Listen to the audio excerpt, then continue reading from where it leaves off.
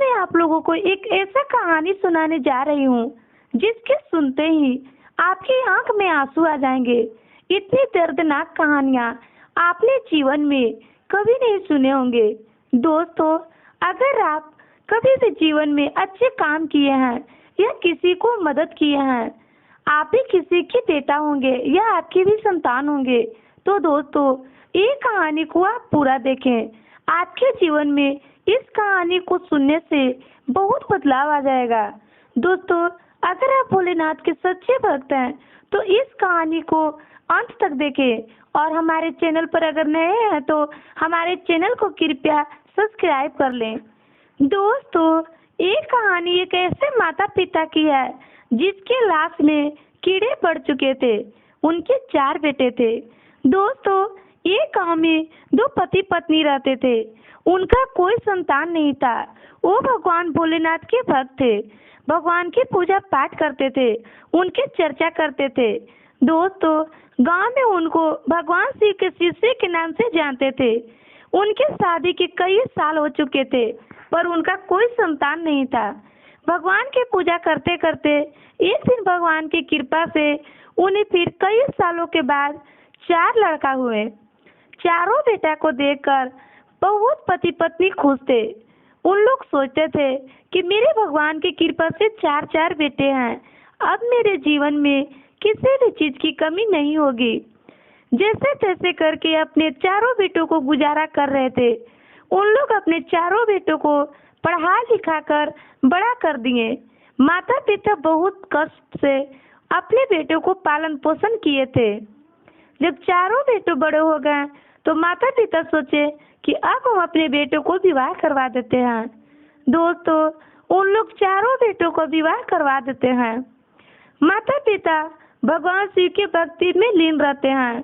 जब घर में बहू आती है तो बहू आते ही घर का रीति रिवाज सारा बदल जाता है। जब तक बेटे को विवाह नहीं हुआ था तब तक वो अपने माता पिता को बहुत सेवा किया करते थे। बहुत आज्ञाकारी बेटा थे, पर जब विवाह हो गया तो उन्होंने अपनी पत्नियों के कहने पर चलने लगे। उनकी पत्नियां मॉडर्न आ गई थी, माता पिता का सेवा करना नहीं चाहती थी।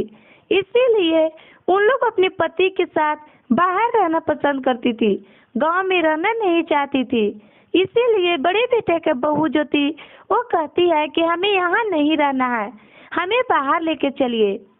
बड़े बेटे अपनी पत्नी को बाहर लेकर जाने लगता है और तीनों भाइयों से कहता है कि माता पिता का ख्याल रखना, हम अब दिल्ली जा रहे हैं, दिल्ली में ही रहेंगे।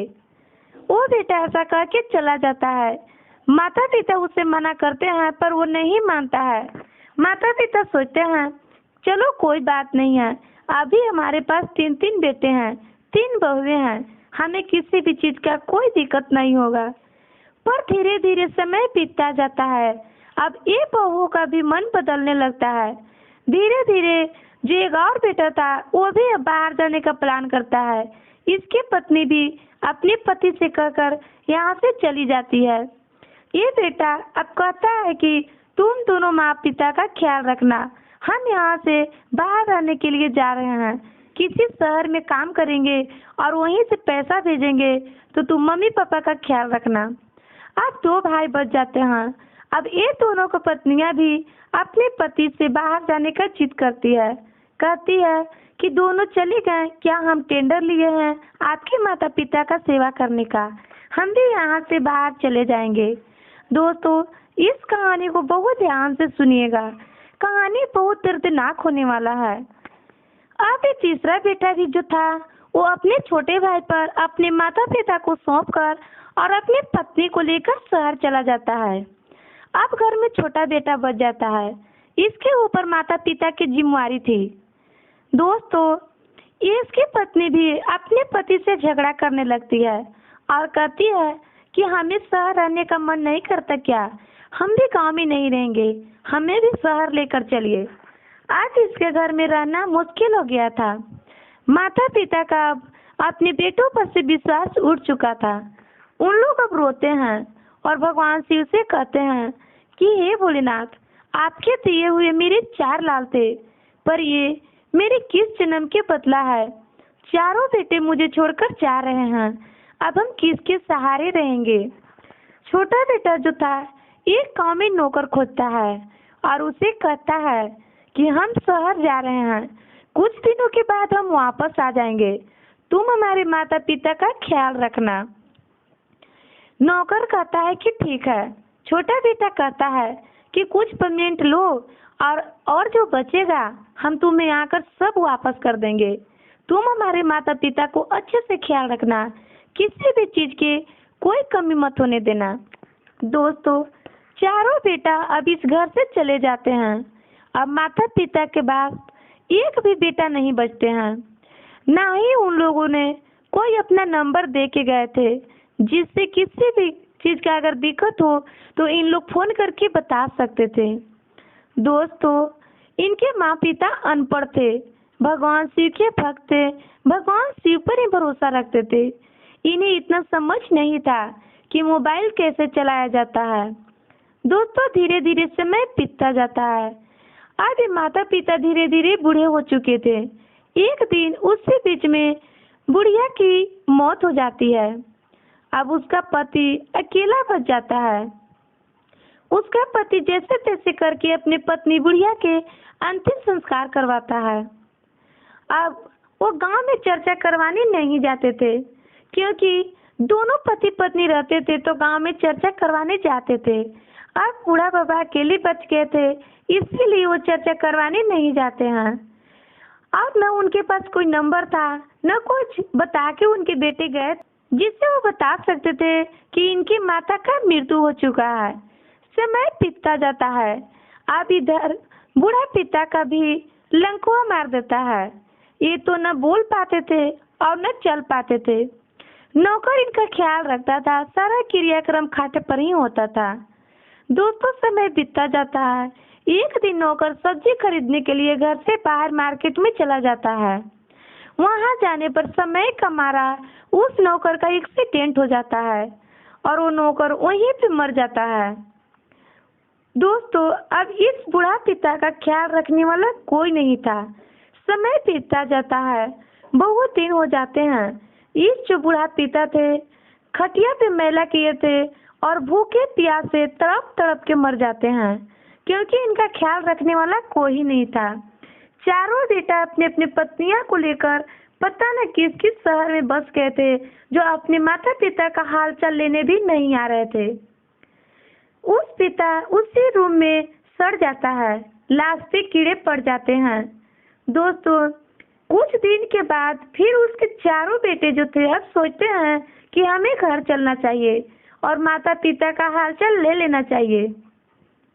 चारों बेटा अपनी अपनी पत्नियों को लेके बारी बारी से घर आते हैं। जब उन लोग घर में घुसते हैं तो देखते हैं कि घर सुनसान पड़ा है, ये घर में कोई नहीं है। नौकर को आवाज लगाते हैं, पर गांव वाले से पता चलता है कि नौकर का तो एक्सीडेंट हो गया, वो मर गया। उसके घर में कोई गांव वाले भी नहीं आते थे, क्योंकि उसके घर में जो नौकर बाहर जा रहा था तो दरवाजे बंद करके गया था, क्योंकि वो बूढ़ा बाबा तो चल फिर नहीं सकते थे, इसलिए नौकर बाहर से बंद कर दिया था। तो किसी को पता नहीं था कि इस घर में कोई है भी। दोस्तों, जब उसके बेटे ने अपने पिता के रूम में जाते हैं और पिता पे से चादर हटाते हैं तो उस पे कीड़े रेंग रहे थे। ये देखकर उन लोग हैरान रह जाते हैं और रोने लगते हैं। तब पिता के जो मृत शरीर था उसमें से आत्मा कहती है, बेटा तुम क्यों रो रहे हो? जब मैं ठीक था तो तुम हमें छोड़कर चला गया, बहुत कष्ट से तुम्हें पाला था। मैं नहीं जान रहा था कि आज हमें ये दिन देखना पड़ेगा। मेरे जीते जी तो तुम मुझे सुख नहीं दे पाए, अब मेरे लाश को तो अंतिम संस्कार कर दो, जिससे मेरा आत्मा को शांति मिले। यह सुनकर उसके चारों बेटे और भी रोने लगते हैं और अपने पिताजी से माफी मांगते हैं। दोस्तों, जो हो गया उसे क्या आप लौटा सकते हैं? अब माफी मांगने से क्या होता है? कहा जाता है कि जब प्यासे को पानी पिलाया नहीं तो अमृत पिलाने से क्या फायदा। दोस्तों, जब आपने जिंदा में ही अपने माता पिता का सेवा नहीं किए, उनका कदर नहीं किए, तो मृत्यु के बाद रोना क्या? आप क्यों रोते हैं?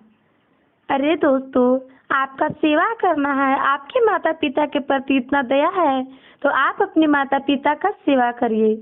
पत्नियां तो बहुत मिलेंगी पर माता पिता कभी नहीं मिलेंगे। दोस्तों, उनके चारों बेटों मिलकर अपने पिता का अंतिम संस्कार करते हैं। उस घर में जैसे मानो कोई नहीं रहता था। घर एकदम सुनसान हो जाता है। गांव के सभी लोग ये देखकर रो रहे थे, सोच रहे थे कि हे भगवान, ये तो भगवान शिव के भक्त थे, ये तो भगवान शिव की चर्चा करते थे, नहीं कभी किसी का चुगली किए, ना ही किसी का शिकायत बतियाए। ये भगवान शिव की चर्चा करते थे, फिर इनका लाश का ये दशा कैसे हुआ? दोस्तों, किस्मत का लिखा कोई नहीं टारता है। जो किस्मत में लिखा रहता है वो हो के रहता है।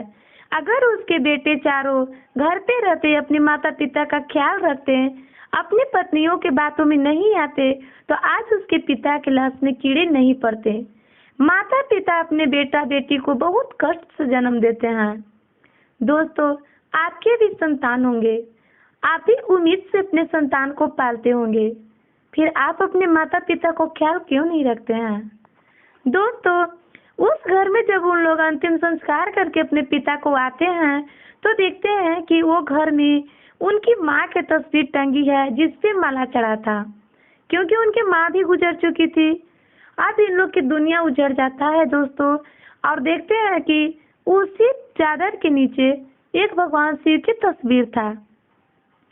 तस्वीर जो वही था जो इसके माता पिता उस तस्वीर में पूजा किया करते थे। दोस्तों, अब ये सब चारों जो बेटा थे भगवान शिव के आगे हाथ जोड़कर उनके चरण में गिर जाते हैं और कहते हैं, हे भोलेनाथ, हमें क्षमा कर दीजिए, हम अपने माता पिता को सेवा नहीं कर पाए और नहीं बचा पाए। आज हमारे गलती से हमारे माता पिता का यह दशा हुआ है। आज के बाद हम ऐसा गलतियां नहीं करेंगे और सभी को बताएंगे कि अपने माता पिता को छोड़कर कहीं न। उसके चारों बेटे अब गांव में ही रहते हैं, पर कोई गांव वाले उन्हें अच्छा नहीं करता है। वो गुरु बहना जो पति पत्नी थे, उनके लिए आज भी पूरा गांव रोता है। सारे गुरु शिष्य रोते हैं जो भगवान शिव के भक्त थे, और इस तरह से उनके मौत देखकर सभी लोग हैरान थे। दोस्तों, आप लोगों से एक ही रिक्वेस्ट है, आप अच्छे से अपने घर रहें, अपने माता पिता का ख्याल रखें। दोस्तों, बहुत उम्मीदों के साथ माता पिता अपने बच्चों को पालन पोषण करते हैं। भगवान शिव के भक्ति करें, अपने माता पिता के भक्ति करें।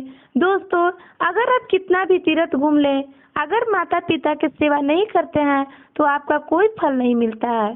इसलिए दोस्तों, आप अपने माता पिता का ख्याल रखें, भगवान शिव को गुरु बनाएं, उनका ज्ञान लें और भगवान शिव की पूजा पाठ करें, अच्छे कर्म करें।